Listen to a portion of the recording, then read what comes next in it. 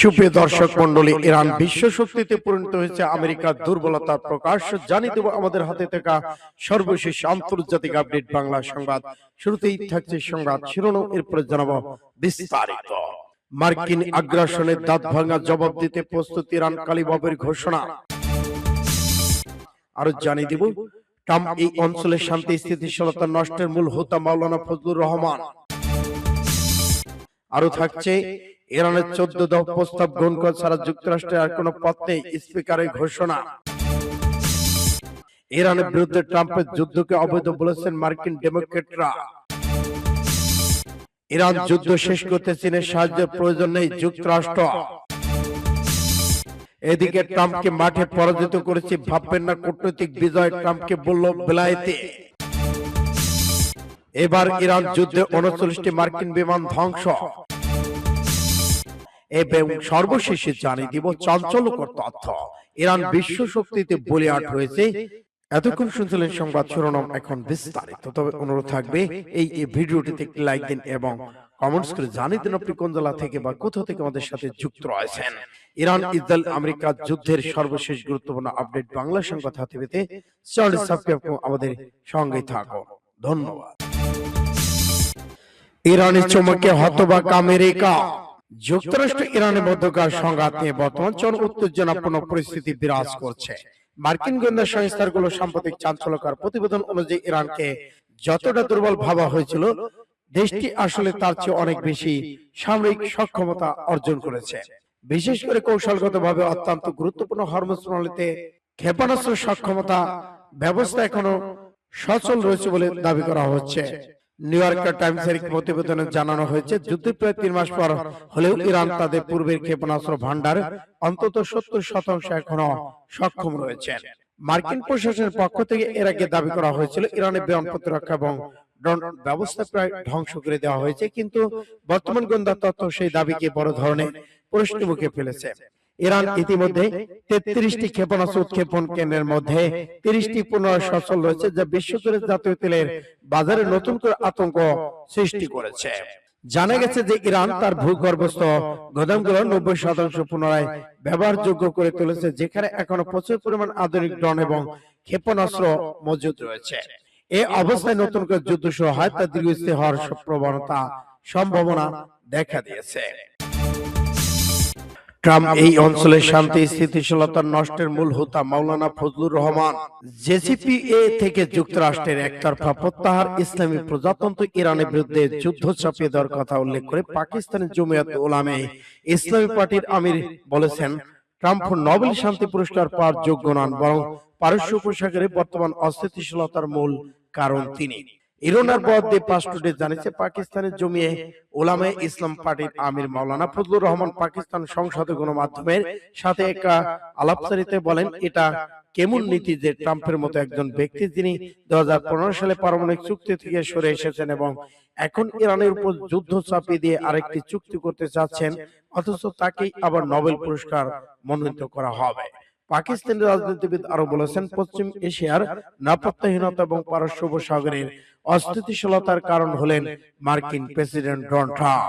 পাকিস্তান জাতীয় সংসদে দেওয়া এক ভাষণে তিনি আরো বলেন, মার্কিন প্রেসিডেন্ট গাজার জনগণের গণহত্যা ইসরায়েলের সাথে আতাত করেছেন এবং ইসরায়েলকে আর্থিক অস্ত্র সহায়তা দেওয়ার ফলে এই অঞ্চলে যুদ্ধ ছড়িয়ে পড়েছে।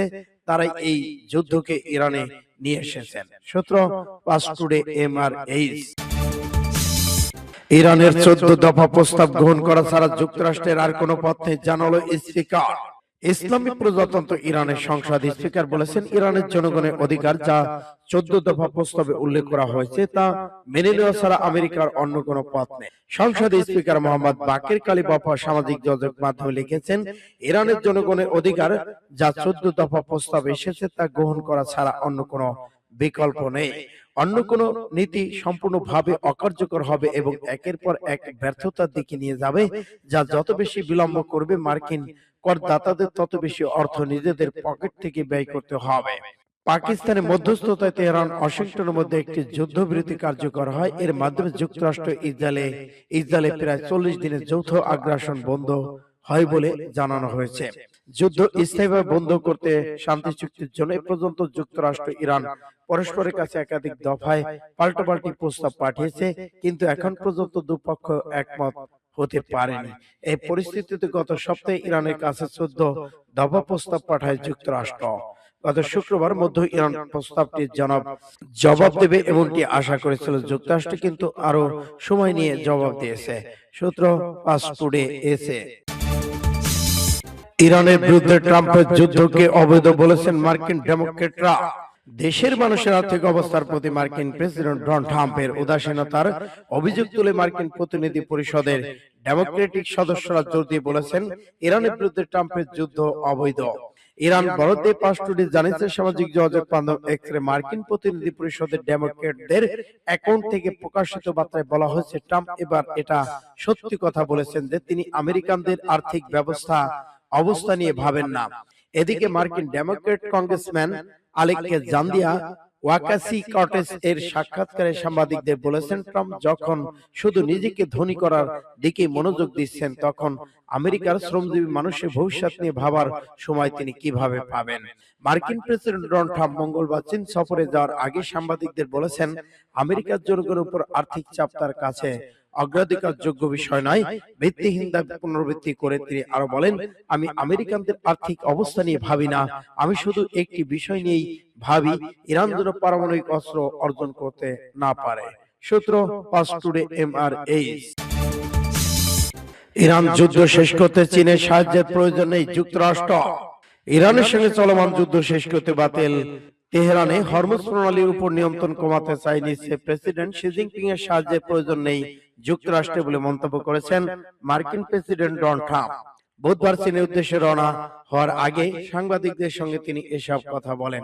খবর রয়টার্সের। ট্রাম্প বলেন আমি মনে করি না ইরান এ বিষয়ে আমাদের কারো সাহায্য দরকার, শান্তিপূর্ণভাবে হোক বা অন্যায়ভাবে হোক আমরা জিতবই।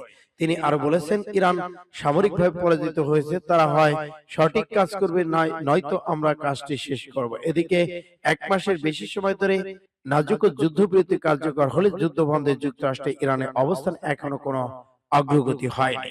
গত মাসে যুক্তরাষ্ট্র চীনের জ্যেষ্ঠ কর্মকর্তা একমত হয়েছেন যে এই অঞ্চলে সামুদ্রিক পথে চলাচলের জন্য কোনো টোল আরোপ করতে পারবে না। চীনের পক্ষ থেকে এ বক্তব্য অস্বীকার করা হয়নি। ট্রাম্পকে মাঠে পরাজিত করেছি, ভাববেন না যে আপনি কূটনীতি বিজয় হবেন। ট্রাম্পকে বেলায়েতি নীতি নির্ধারণী পরিষদের সদস্য মার্কিন প্রেসিডেন্টকে উদ্দেশ্য করে বলেছেন আমরা আপনাকে মাঠে যুদ্ধে পরাজিত করেছি, তাই কখনো ভাববেন না যে আপনি কূটনীতি বিজয় হবেন। কিন্তু ট্রাম্প ইরানের বিরুদ্ধে পারমাণবিক হুমকি দেওয়ার পাশাপাশি মার্কিন সৈন্যদের ব্যাপক হতাহতের সংখ্যা গোপন করা বিষয়ে পেন্টাগনে মিথ্যাচারে বিশ্বাস করেছেন বলে মনে হচ্ছে। বেলায়েতি জোর দিয়ে বলেছেন জনাব ট্রাম্প কখনো ভাববেন না যে আমাদের বর্তমান শান্ত পরিস্থিতি অপব্যবহার করে আপনি বিজয় বেশে বেইজিং এ প্রবেশ করবেন। প্রথমে আপনি পশ্চিম এশিয়ার নতুন ভূ রাজনৈতিক ব্যবস্থার শিখুন, এরপর যোগ করুন আমরা আপনাকে মাঠে পরাজিত করেছি, তাই কখনো ভাববেন না যে আপনি কূটনীতিতে বিজয় হবেন। সূত্র পাঁচ টুডে এমআরএইচ। ইরান যুদ্ধে 39টি মার্কিন বিমান ধ্বংস। ইরানের সঙ্গে চলমান সংঘাতের জেরে মার্কিন বিমান বাহিনী বড় ধরনের ক্ষয়ক্ষতির সম্মুখীন হয়েছে। মার্কিন সিনেটর এক সনদে জানানো হয়েছে যে যুদ্ধের শুরু থেকে এ পর্যন্ত যুক্তরাষ্ট্রের 39টি বিমান হারিয়েছে। তুরস্কের সংবাদ সংস্থা আলাদুল এজেন্সির প্রতিবেদন অনুযায়ী মার্কিন প্রতিরক্ষা দপ্তরের একটি রিপোর্টে পড়তে বিরোধী দল ডেমোক্রেটিক পার্টির আইন প্রণেতা অ্যাটকেস এ চাঞ্চল্যকর তথ্য সামনে আনেন। সিনেট সনদে অ্যাটকেস জানান প্রতিরক্ষা বিষয়ক সংবাদ সংস্থা দ্য ওয়ান জোন এ প্রায় এক মাস আগে একটি প্রতিবেদন অনুযায়ী এই 39টি বিমান ধ্বংসের তথ্য পাওয়া গেছে। এই প্রতিবেদন উল্লেখ করা হয় ইরানের সঙ্গে সংঘাত চলাকালে মার্কিন বিমান বাহিনী প্রায় 13,000 ফ্লাইট পরিচালনা করে। এই বিশাল সংখ্যক অভিযানের মধ্যে 39টি বিমান পুরোপুরি ধ্বংস হয়েছে এবং আরো 10টি বিমান বিভিন্ন মাত্রায় ক্ষতিগ্রস্ত হয়। ক্ষয়ক্ষতির তালিকায় ইরানের আকাশের ভেতরে একটি অত্যাধুনিক F-35 লাইটিং টু যুদ্ধবিমান আঘাতপ্রাপ্ত হয় এবং একটি বোয়িং E-370 বিমান ধ্বংস হওয়ার মতো গুরুতর দাবি করা হয়েছে। ইরান বিশ্ব শক্তিতে পরিণত হয়েছে লেবাননের সংবাদ মাধ্যম। লেবাননে একটি সংবাদ মাধ্যম ইঙ্গিত দিয়েছে যে মার্কিন প্রেসিডেন্টের ইরান সংক্রান্ত মিথ্যা দাবির পরিপ্রেক্ষিতে ইরান এখন একটি আঞ্চলিক শক্তি হিসেবে আবির্ভূত হয়েছে এবং এটি বিশ্বব্যাপী শক্তির ভারসাম্যকেও বদলে দিয়েছে।